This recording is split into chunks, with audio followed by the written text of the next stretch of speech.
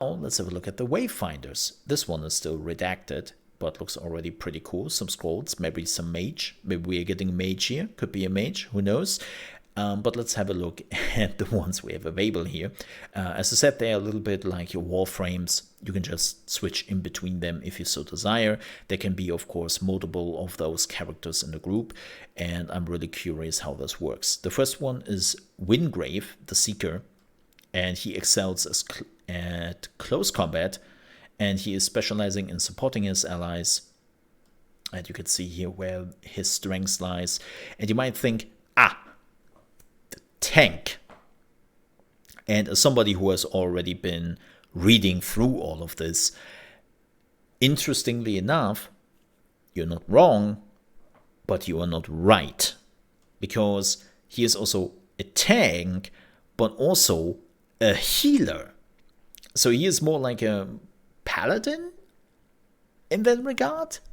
Because your attacks, like the Righteous Strike you can see right here, is hitting an enemy, causing an explosion of healing energy to shoot out and heal Wingrave and nearby allies.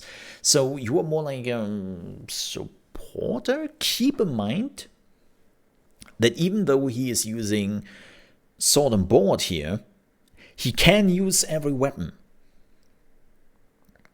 That is a very, very important point I have to make throughout those videos.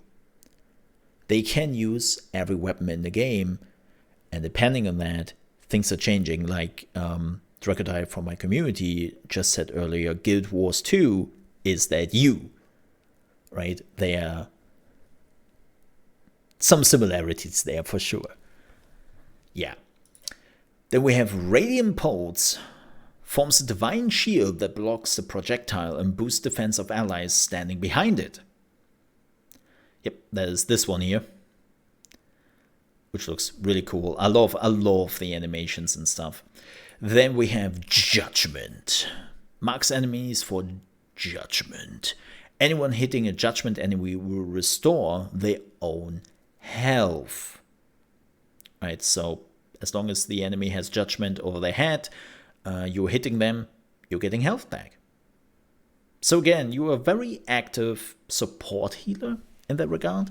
And then, of course, we have Divine Aegis, a powerful barrier that makes anyone standing in it immune to damage and heals them over time. It's basically their ultimate ability. Like, the last ability is technically their ultimate, so to speak.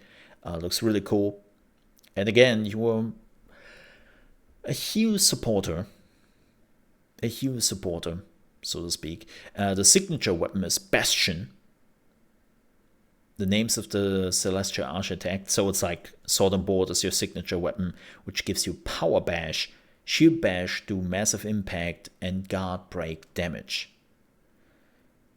Whatever that means. Alright, next one. Silo. This dude. He is a Tactician. He has 2 out of 5 complexity. And they're going into control, support, defense, offense, range. So they're a bit like a support DPS on range. You can see right here, throwing a fire bomb, which does fire damage over time. Does cause a chain reaction with oil bomb you can throw down, and then enemies who are stepping into the oil will be slowed down and take additional damage. And if you're throwing a firebomb in there, it gives a big boom. His third ability is Radiant Clone, where you are dashing backwards and you are leaving a clone which is taunting the enemy, and while the enemy is focusing on your clone, you can just kill them, right? That's the idea. And the ultimate is Ground Zero. You send out Egg, that's the name of the robot, and it will shock all the enemies in the area for a short time, slowing them and dealing damage over time. So you have a lot of control, but also like a lot of damage, right? And you use a lot of gadgets. Your signature weapon, well, you probably already guessed it, is the long shot, which is the range weapon. And the special ability is Deadeye, where 3 Deadeye weak spots appear on the enemy in range. Hitting these weak spots result in high damage and guaranteed crits. So, you better learn aiming. One of the reasons I will not play this character, because aiming. Then we have Niss. Niss is, well, looks like the rogue. Complexity 4 out of 5.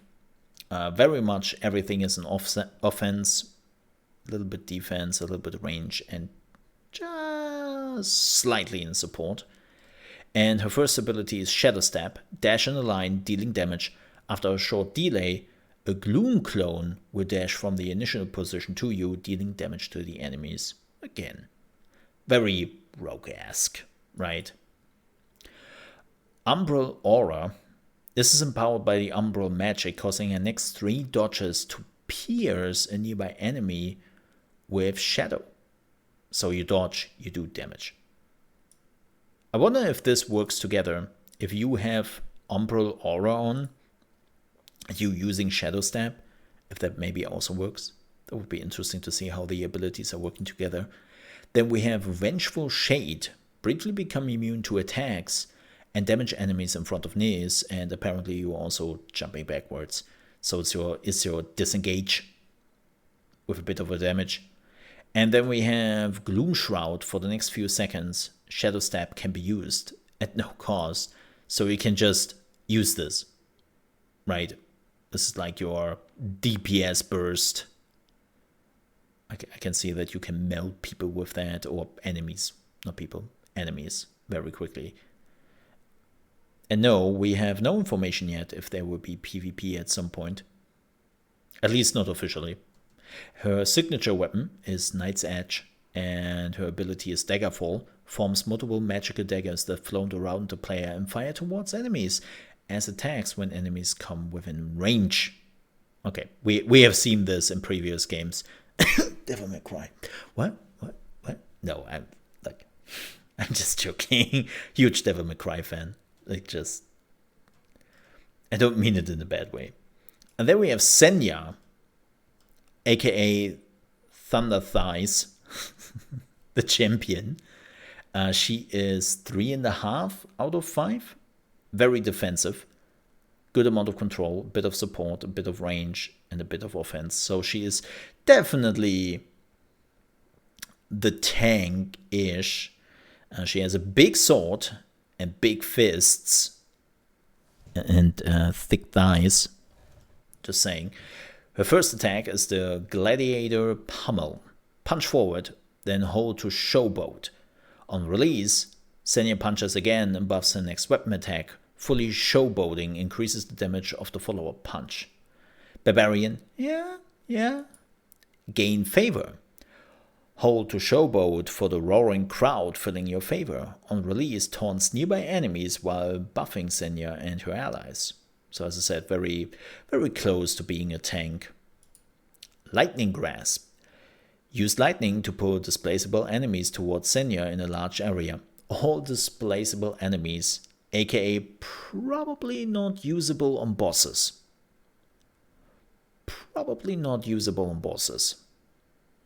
Right? And then we have Grand Finale. Finale? In form of a lightning spear, Senya charges to smash an enemy, dealing massive damage to them and fully filling the crowd's favor. Her signature weapon is Colossus.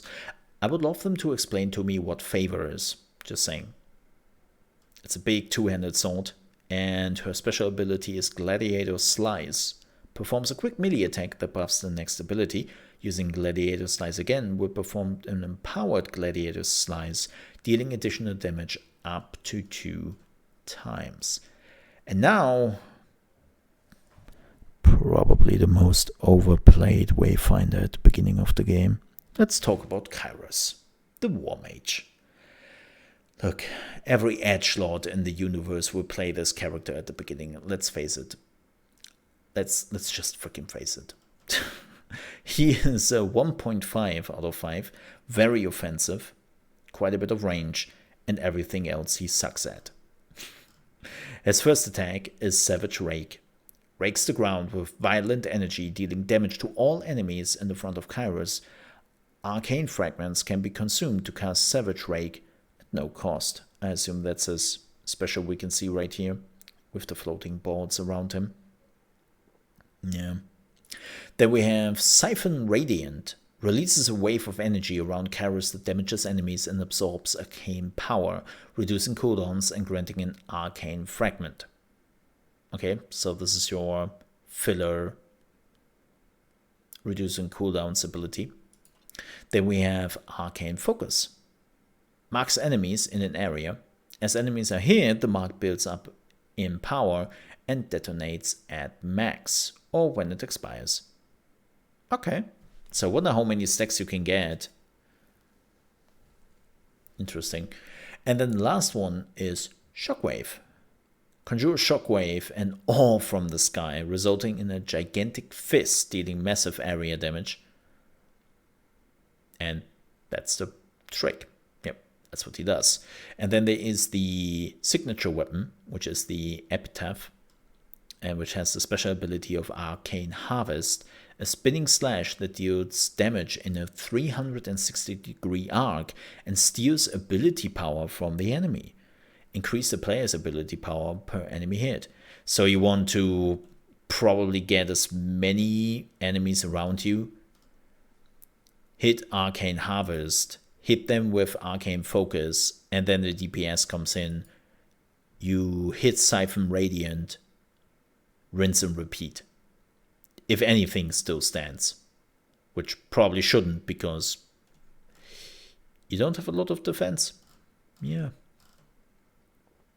But those are the classes of Wayfinder right now. And those are the information we basically have on the game. I'm pretty sure we will see much more in the next few weeks. The team seems to have a pretty good plan on where they want to go and what they want to achieve in the next few months. And I am definitely looking forward to more Wayfinder here on the channel, because this game looks pretty rad. And I need a new MMO in my life. And this seems to be scratching that itch.